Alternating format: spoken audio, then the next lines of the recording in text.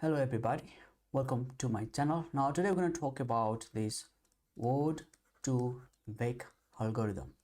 Okay, so this was introduced by a guy named Thomas Mikhailov in 2013. Well, in order to convert the words in form of vectors. And why we convert the words to vectors? Well, to make it easier for computers to understand, because computers only understand numbers. And this is one of the most used algorithm today in the world of NLP, and this uses couple of variations. Okay, one is called this CBOW model, which stands for continuous bag of words, and then the other one is this continuous skip gram. Okay, now in this specific video we'll be talking about this continuous bag of words. So let's get started. And one more thing, okay, I expect you to have some knowledge on neural network, okay, the working mechanisms of the neural network, at least some basic knowledge of them, because this is quite similar to the feed-forward neural network. Okay, so let's say we have bunch of words. Okay, let's assume I've got a corpus, which stands for the body of the text. So a corpus could be, let's say, the dictionary, okay, the entire text in our dictionary, or could be the entire text on, let's say, the Wikipedia. Okay, Wikipedia. So this is what corpus represents. Corpus represents something that's the whole. And for me, okay, just to make things simple here in this case, let's introduce a corpus called the quick brown fox jumped over a lazy dog. Okay, so I introduced this as the entirety of my corpus, in other words, all of the text, and from here I'll be performing this algorithm. Okay, now the main difference between these two algorithms is that, so first of all, both of these algorithm contains two things. One is the center word. Let's assume this fox is the center word, and then the others, okay, the corresponding words on either side, they are called the context words. So this is my center word, okay, and then the others are the context words. And what CBOW does is it helps us find the center word based on the context word. So this is hidden, okay, this is not given to us. We'll have these context words, and well, we use this, well, at least the computer is going to use these words to find the word of fox. This is what this CBOW does, continuous bag of words, whereas this CSG, continuous skip gram, which is quite opposite, will have this center word, and then based on this we'll find the contextual words. Okay, now let's just entirely focus on this CBOW. Okay, now first thing we will have to do is convert our context into the vector form, and the specific vector form here is called this one hot vector. So these are my context words. So what I'm going to do is I'm going to write them one by one. Okay, the quick brown fox is the center. Let's not write that. Okay, jumped over a lazy, okay, or lazy and dog. So these are all of my words I've got here, and I've got to make sure that we do not repeat them. Okay, and now I need to convert these into one hot vectors. I need to make them all unique to each other. So the way we do that is, in one hot vector, whatever is the keyword, let's say in the first case, this do is the keyword. I'll write 1 for this and then 0 for all the remaining. Okay, so now this is my vector representation, okay, at least the one hot vector representation of the word do. For the quick, well, it's the same thing. Okay, for this quick, so in this place I write 1 and then 0 everywhere. Okay, so this is the one hot representation of the word quick. So and it just goes like this. So for the word brown, okay, for brown it would be, so brown is in the third position, so the third position is going to be 1 and then 0 on the other side. Okay, so I keep on doing this for all of these words, right? This is been converted into one hot vectors. Now for the sake of simplicity, okay, let me just use only one. Instead of using all of this, let me just use one of them, okay, as my context word. Okay, instead of all of it, we could, well, if you use dictionary, let's say it might have, let's say 500,000 words, right? You could use 500,000 words as a context. Well, indeed 500,000 minus 1, because 1 would be the center. So 500,000 minus 1 would be our context word, and then 1 would be our center word in case of the total 500,000 words. In our case, we have a few words, but still it's going to get quite complicated. So I would love to use brown, only brown, okay, only one context word. So let me now go ahead and create the model, okay. So it's just like this neural network model. So it's gonna have the input, okay, there's gonna be this hidden layer, and then it's gonna be the output. So since I'm just using the single context word of brown, okay, so brown has this vector, okay, right here. This is my own hot vector for the brown, so I use this as the input. So this is used as the input here. So I have this input, let's call this X, okay, and then let's call this hidden layer as H, and this output as Y. So now we input the values of X, okay, let me make it a little explanatory here.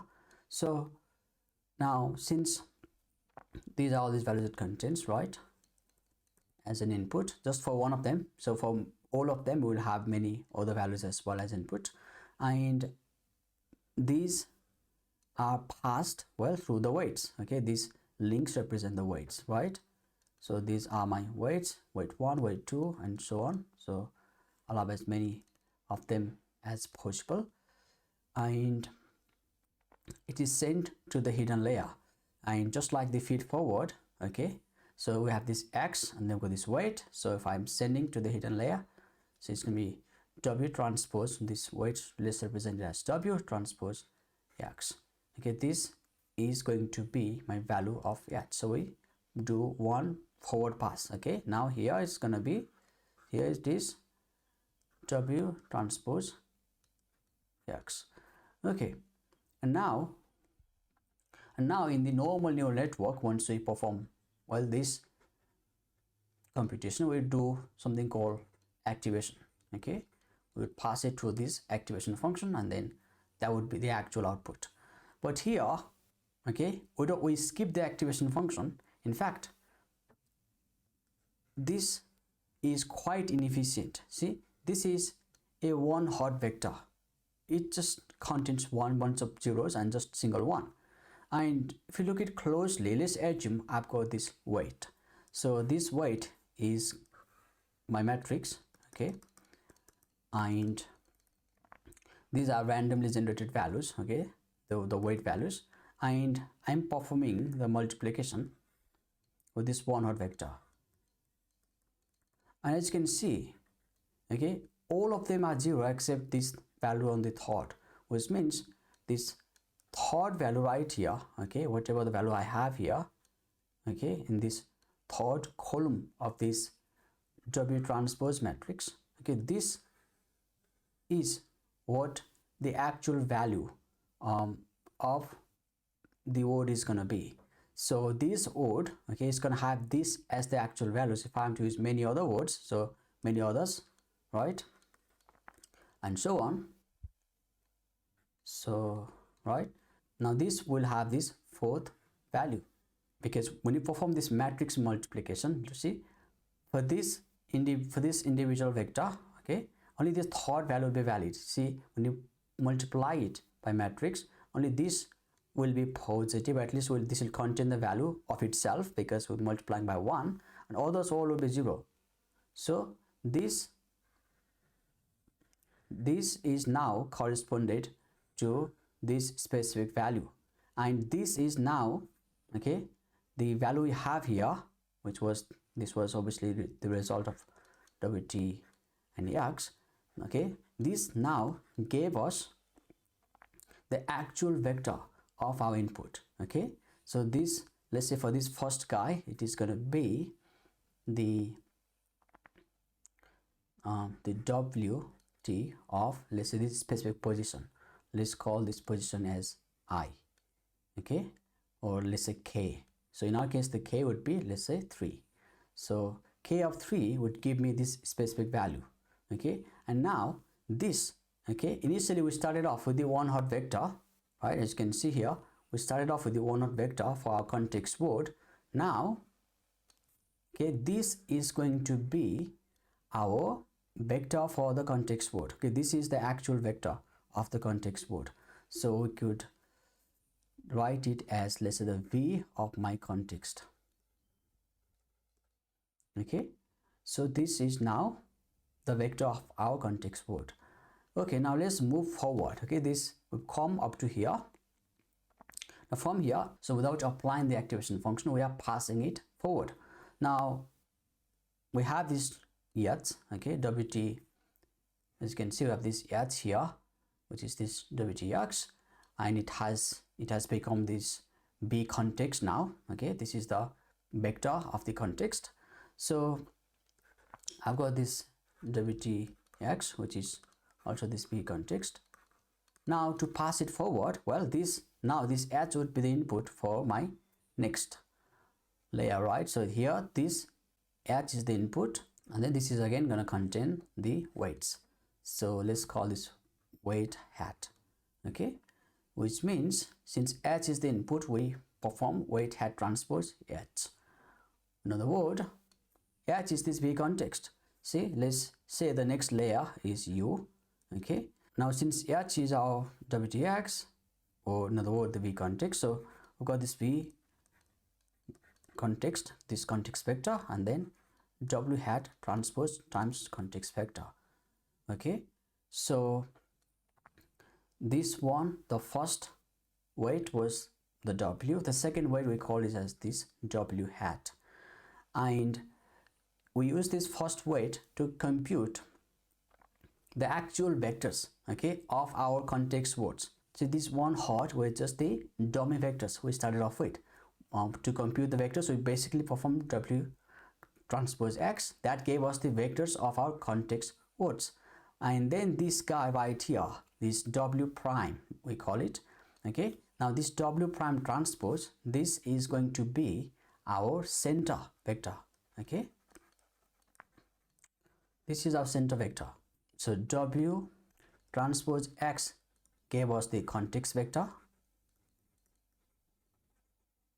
okay, and then this w prime transpose gave us the center vector, okay. This is now our center vector, okay. So now that we have the center vector, let's actually try to name it as something, okay. So let's call this the vector center times this vector context. So once you perform the forward pass on it, so it returns me a vector, right? So this vector can have as many values as possible, and the total dimension of this vector is going to be the total body, okay, that is the total corpus of text we have, okay. So this is what we get eventually, okay. This is the numbers we get, and one of them would be probably big number, let's say 500, one of them would be small. So this is what we get, and now this just looks so ununiform. We have to use something called a softmax on it. So you say softmax, and this is where we perform the activation, okay. Softmax activation is something we perform on this output that got generated. So we perform the softmax on our u, okay, and what this does is it makes things uniform, okay. So it normalizes the output between 0 and 1. Now softmax in itself is a whole nother topic of discussion, so I won't be talking about much of it here in this video, but let me know if you guys want to learn about softmax. I'll probably make another video for that. Now once we perform the softmax, now just to get the gist of it, what this does is So let's say these are all of my values. Okay, let's say I've got, see, this is quite a lot. Let's say I've got few values in here, 2, 3, 5. Now what Softmax does is it performs this exponential probability. Okay, what I mean by that is, let's say it takes these values, let's say for this first value, it creates the exponential of it and then divides it by the sum of the exponentiation of all of the other values, including the first one as well. So E3 plus E5 plus E1. Now, just to generalize it, since this is the output U, what we could do is we could say E of U I, right, over summation of the E U. Okay, so this is what this softmax function does, and this is done primarily, okay, to make it in terms of 0 and 1. Now once you apply the softmax, okay, we get the output. So our actual output, okay, let's say Y is the softmax being applied to our U. So what is our U? Well, U is basically the center vector times this context vector, and well, the center vector is nothing but this W prime T, and then this context vector, well, is WTX. The first pass is the context, and we perform another pass without the activation. Okay, so the first part of it, that is the W prime T, is going to be our center vector. And now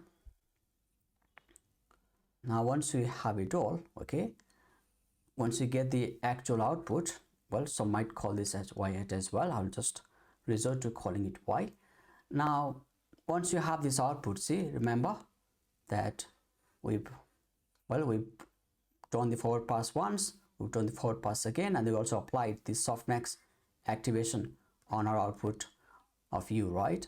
And now from here we need to optimize it. Okay, we need to make sure that this output is accurate. Okay, and for that, since we've used this softmax function, okay, which technically speaking is, well, performing the probability, and since it is the probability we're talking about, we use something called a log likelihood function, okay, to test the accuracy. So log likelihood function is something we use, and the name for this is something called a cross entropy. Now think of it as a loss function. Okay, we use this cross entropy to perform the backpropagation of the loss or the errors. Now how do we perform it using this cross entropy? Well, we know that this W prime T, okay, this is our actual output, or at least this is our actual center word. Okay, right, this is supposed to be the center word, and then we'll get this value. Okay, after this softmax, applying the softmax on our U, we'll get certain value. So we'll get this value right here, and now this is our output. Okay, and then this is our base truth. This is the actual center word, okay, that's been converted to vector, and then this is the vector that we just generated. Now we find the differences of it using our cross entropy function. Okay, and then we back propagate the error. Now this is the gist of how this algorithm works.